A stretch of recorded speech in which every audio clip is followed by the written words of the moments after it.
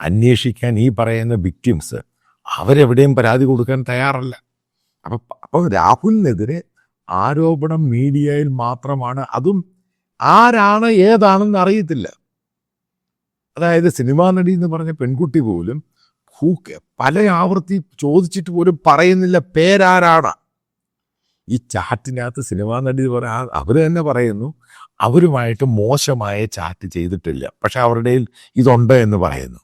ഒരു കാര്യം പറയാം, ഇന്ത്യയുടെ സുപ്രീം കോർട്ടിൻ്റെ കറക്റ്റായിട്ടുള്ള വിധിയുണ്ട്, ഇതൊന്നും എവിഡൻസ് അല്ല.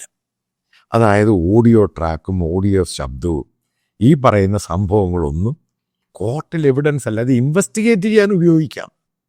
ഈ പറയുന്ന ഓഡിയോ കൊണ്ട് നിങ്ങൾ ഏതെങ്കിലും കോടതിയിൽ പോയിട്ട് സബ്മിറ്റ് ചെയ്താൽ കോടതി അപ്പോഴേ തള്ളിക്കളയും, കാരണം എവിഡൻസേ അല്ല. പിന്നെ എന്തുവാണ് ഈ കേസുമായി ബന്ധപ്പെട്ട് ഇവിടുത്തെ യൂട്യൂബ്, ഇവിടുത്തെ സാറ്റലൈറ്റ് മീഡിയയ്ക്കുള്ള തെളിവ് എന്തുവാ?